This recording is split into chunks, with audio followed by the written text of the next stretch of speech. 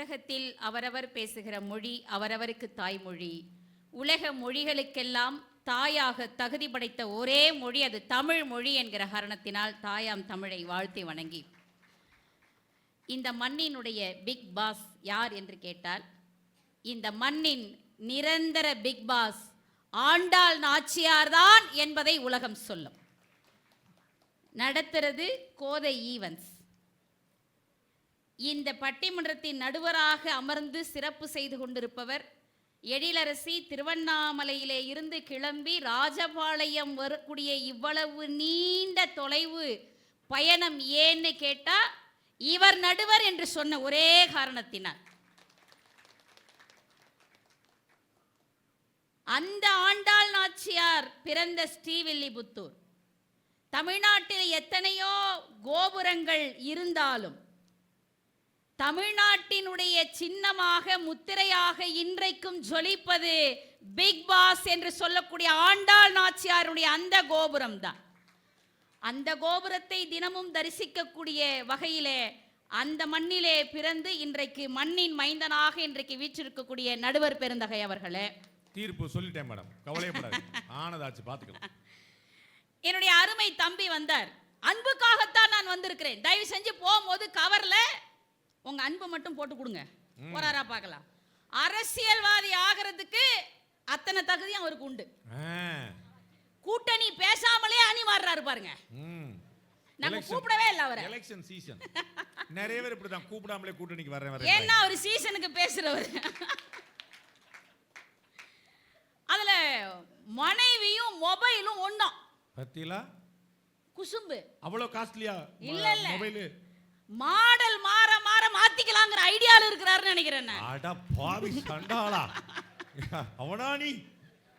இதுல சாம்பார்ல விழுந்த பள்ளி மாதிரி இருந்தாலும் சாய் பல்லவி மாதிரி நான் பெருந்தன்மை. இப்ப நாம மட்டும் என்ன அஜித் குமாரா? குழம்புல தவறி விழுந்த லில்லி புட்ஸ் மாதிரி இருக்கிறாரு.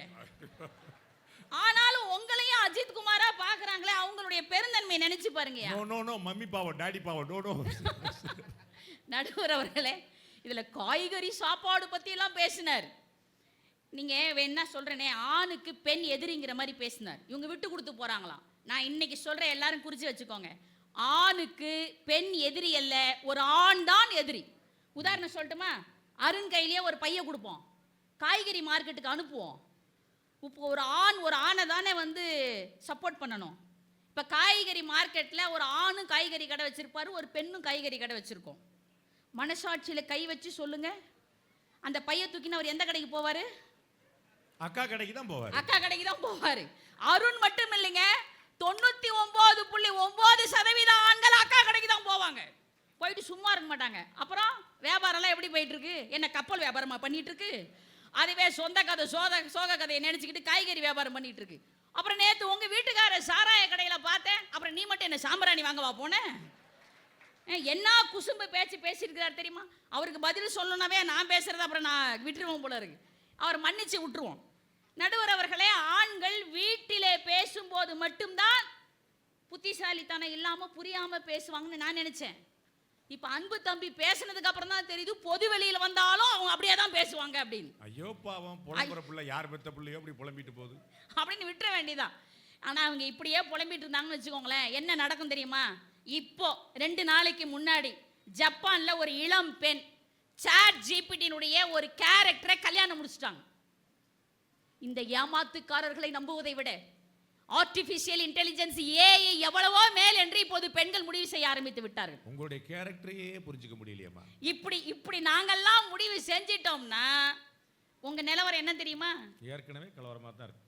வாழ்வே மாயம், இந்த வாழ்வே மாயம் அப்படின்னு தாடியை வச்சுக்கிட்டு ரத்தம் கக்கிட்டு இருப்பீங்க, தெரிஞ்சுக்கோங்க. வலது கையில பாட்டில் இருக்கு. அடுத்து வரவங்களாவது ஒழுங்கா பேசணும். நடுவர்களே, நீங்கள் அன்பு செலுத்துவதிலே இவர் விட்டு கொடுத்து போறோங்கிறால இல்லைங்க, விட்டு கொடுத்து போறதில்லை. நாங்க அன்பு செலுத்துவதிலே யார் உயர்ந்தவர் என்று கேட்டால் கடவுள் உயர்ந்தவர். அந்த கடவுளையும் தாண்டி ஒரு பிறவி அன்பு செலுத்துமா என்று கேட்டால் செலுத்தும். அந்த பிறவிக்கு பேர் தான் பெண் பிறவி. பெண்கள் செலுத்துகிற அன்புக்கு நிகராக நீங்க என்னங்க பண்ண முடியும்? ஏங்க, யம தர்மனே எங்களை வந்து வாமா உனக்கு டேட் முடிஞ்சிருச்சு போலான்னு கூப்பிட்டா கூட என்ன தெரியுமா சொல்லுவோம்? சார் ப்ளீஸ் கொஞ்சம் வெயிட் பண்ணுங்களேன், எங்க வீட்டுக்காருக்கு காஃபி போட்டு கொடுத்துட்டு பிள்ளைக்கு சோறாக்கி வச்சுட்டு மாமனார் மாமியாருக்கு மாத்திரை எடுத்துட்டு கொடுத்துட்டு வரேன்னு யம தர்மனே வந்தாலும் குடும்ப பாசத்துல கொஞ்சம் வெயிட் பண்ணுங்கன்னு கேட்கறவ தாங்க ஊமனு. அந்த பாயாசத்தை கொடுத்தது நீங்க தானா? நடுவர்களே, நாங்க கொடுக்கிற பாயாசம் எல்லாம் அன்பின் பாயாசம். அதனால தான் பெண்ணாக இருந்தால்தான் கடவுளின் அன்பை கூட எளிமையாக பெற முடியும்னு ஆழ்வார்களுக்கும் நாயன்மார்களுக்கும் தெரிஞ்சிருக்கு. நீங்க இதே ஸ்ரீவில்லிபுத்தூர்ல பெரியாழ்வார் பிறந்திருக்கிறார், ஆனாலும் அது ஆண்டாள் நாச்சியாருடைய மண்ணாக இன்றைக்கு ஜொலிக்கிறது. நீங்க அப்பர் பெருமான் திருநாவுக்கரசர் கடவுளை ரொம்ப நேசிக்கணும், அன்பு செலுத்தணும், எப்படி வெளிப்படுத்துவதுன்னு நினைச்சார். அவர் ஆணாக இருந்து அன்பை வெளிப்படுத்துவதை விட, அன்புன்னு சொன்னாலே பெண் தாயா, ஒரு பெண் பாவம் எடுத்து பெண்ணாக இருந்து அன்பை வெளிப்படுத்துகிறார். முன்னம் அவனது நாமம் கேட்டால், மூர்த்தி அவன் இருக்கும் வண்ணம் கேட்டால், பின்னை அவனுடைய ஆரூர் கேட்டால், பெயர்த்தும் அவனுக்கே பிச்சையானால், அன்னையும் மத்தனையும் அஞ்சே நீத்தால் அகலிடத்தார் ஆச்சாரத்தை, தன்னை மறந்தால் தன் நாமம் கேட்டால், தலைப்பட்டால் தன் தலைவன் தாளே என்று ஒரு ஆண் பெண்ணாக மாறி அன்பு செலுத்துகிறார். நீங்க பிக் பாஸ்னா என்ன சாதாரணமா நினைச்சீங்களா? நீங்க எல்லாவற்றையும் தாண்டி நிற்பவள் ஒரு பெண்ங்க.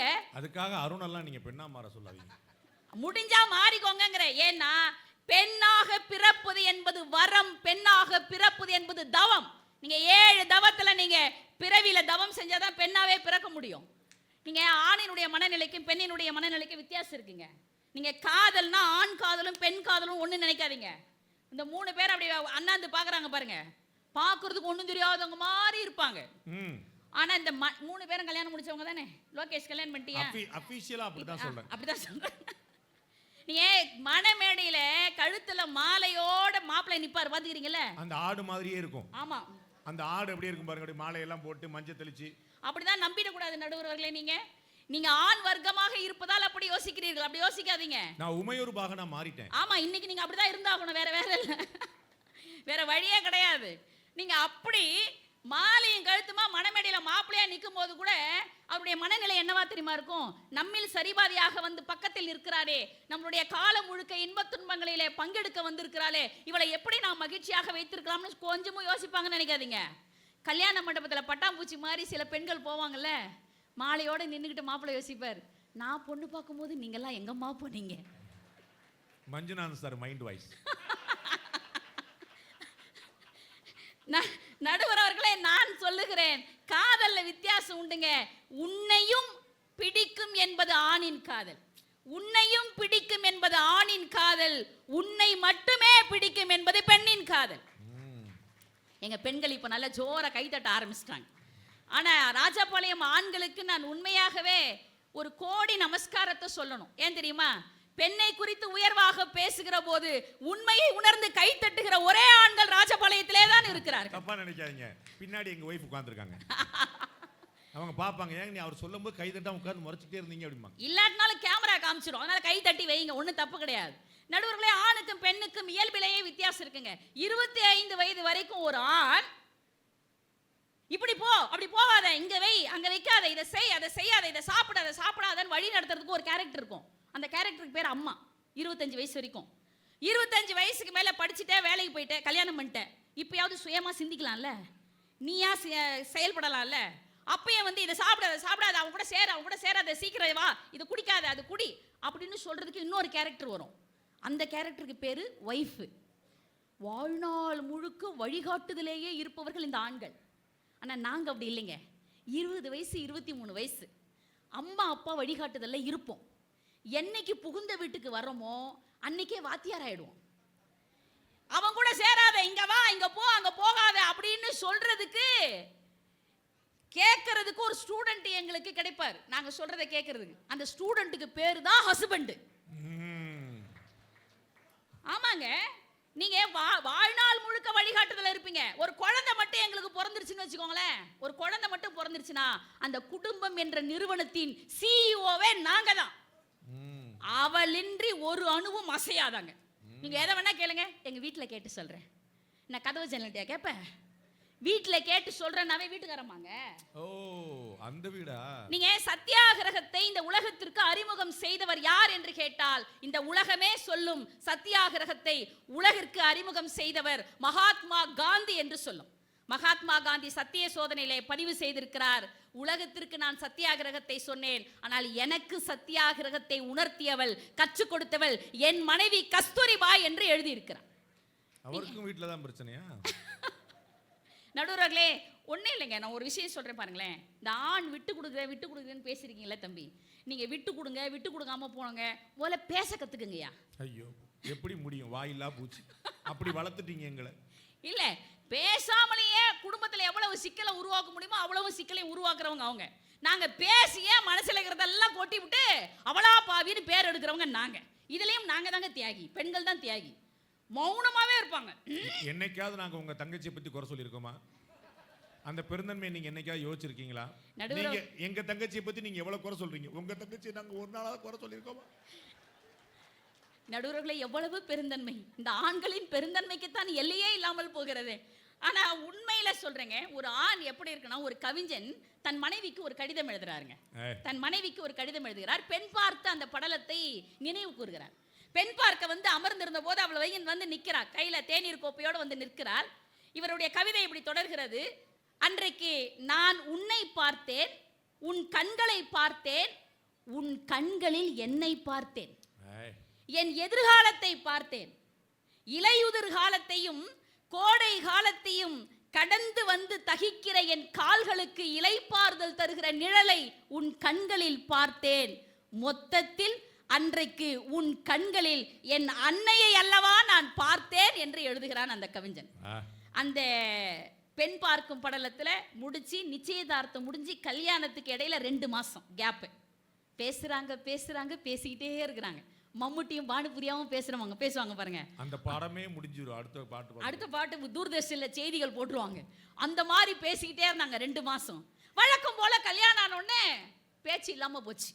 கணவனுக்கா? இல்ல, 2 பேருக்கும் தான். இந்த மனைவி தான் ஆதங்கத்தோட கேட்பா, தெரியுமா உங்களுக்கு? எல்லா வீட்லயும் மனைவி கேட்பா, ஏங்க லவ் பண்ணும்போது பார்க்கு, பீச்சு, ஹோட்டலு, சினிமான்னு கூட்டிட்டு போனீங்க, கல்யாணம் முடிச்சதுக்கு அப்புறம் பேசக்கூட மாட்டேங்கிறீங்களே, அதுக்கு அவரு எவனாவது எலெக்ஷன் முடிச்சிட்டு பிரச்சாரத்துக்கு போவானாடி? இது சாதாரண ஆண்கள் சொல்லுகிற பதில். ஆனால் அந்த பெண்ணும் கேட்கிறார். யாரு? கவிஞனுடைய வைஃப் கேட்கிறா, ஏங்க 2 மாசம் எவ்வளவு பேசணும், என்னங்க திருமணத்துக்கு அப்புறம் இப்படி பேசவே மாட்டேங்கிறீங்களே போது அந்த கவிஞன் சொன்னா, இதுதான் புத்திசாலித்தனமா பேச கத்துக்கணும்னு. அடி போடி என் பைத்தியக்காரி, அலையின் வேகம் குறைந்தாலும் நதி எப்போது கரையோடு உரையாடி கொண்டேதானடி இருக்கும். முடிஞ்சது. நீங்க சண்டை வருங்க, சண்டையில கிழியாத சட்டை எந்த ஊர்ல சார் இருக்கு? சண்டை வராத குடும்பம் எந்த ஊர்ல இருக்கு? அது ஏன் ஆம்பளை சட்டையாவே இருக்குன்னு தான் கேக்குறாரு. நடுவர் அவர்களே, நல்ல ஒர்த்தா வாங்கி போடுங்க. 250 ரூபாய்க்கு வாங்கி போட்டா அப்படிதான். ஏங்க சண்டை என்ன, கணவனுக்கு மனைவிக்கு இடக்கூடிய வரக்கூடிய அந்த ஊடல் இருக்கு பாருங்க. ஊடுதல் காமத்திற்கு இன்பம், அதற்கின்பம் கூடி முயங்க பெறினா. அந்த ஊடுதல் இல்லைன்னா வாழ்க்கை இல்லைங்க. அப்ப அந்த சண்டை வருகிற போது அந்த கவிஞன் சொல்லுகிறான், என்னவளே, என்னை ஆள வந்தவளே, சின்ன சின்ன சண்டைகளில் உள்ள ஊடல்களால் நீ வாடி போகிறாய். சின்ன சின்ன ஊடல்களில் வரும் சண்டைகளில் நீ வாடி போகிறாய், பெரிய பெரிய சமாதானங்களில் நீ மலர்ந்து விடுகிறாய். இந்த உலகத்தில் எல்லா பூக்களும் மலர்ந்த பிறகுதான் வாடும். இந்த உலகத்தில் எல்லா பூக்களும் மலர்ந்த பிறகுதான் வாடும். நீ மட்டும் தானடி வாடிய பிறகு மலர்கிறாய் என்று சொல்லுகிறான். எல்லா வீட்லயும் சண்டை வந்த உடனே ஏன் பெண் சமாதானம் ஆகிறாள் தெரியுமா? தம்பி, நீங்க சொன்னீங்களே விட்டு கொடுத்துட்டு போனோங்கிற ஒரே காரணத்துக்காக தான். இல்லாட்டினா உங்க பொழப்பு தானே நடக்காது. இங்க கடைசியாக அந்த கவிஞர் சொல்லுகிறான், என்னவளே, நான் திருமண பத்திரிகைக்காக நான் கவிதை எழுதினேன். நம் திருமண பத்திரிகைக்காக நான் கவிதை எழுதினேன். இதுநாள் வரை நான் எழுதிய கவிதைகளிலேயே எனக்கு பிடித்த கவிதை அந்த ஒற்றை கவிதை தான். ஏன் தெரியுமா? அது நான் உனக்காக எழுதியது என்று சொல்லுகிறான். அந்த கவிஞன் வேறு யாரும் இல்லைங்க. இன்றைக்கு உயிரோடு இருந்திருந்தால் இன்னும் ஒரு கண்ணதாசனை, இன்னும் ஒரு வாலியை, இன்னும் ஒரு மருதகாசியை, இன்னும் ஒரு பட்டுக்கோட்டையாரை நமக்கு தந்திருக்கும் தமிழ்த்தாயே இன்றைக்கு கண்ணீர் விடுகிறாள். கவிஞர் நா. முத்துக்குமார் என்கிற அந்த மகா கவிஞன் தான் அவன். உன்னை கரம் பிடித்தேன், வாழ்வு ஒளிமயமானதடி, பொன்னை மணந்ததனால் சபையில் புகழும் வளர்ந்ததடி கண்ணதாசன். அன்பான மனைவி, அழகான துணைவி அமைந்தாலே பேரின்பமே. கவிஞர் வாலி. எல்லாருக்கும் அமைதா? முத்துக்குமார் சொன்னதை, கண்ணதாசன் சொன்னதை, வாலி சொன்னதை நீங்கள் என்ன மறுக்கவா போகிறீர்கள்?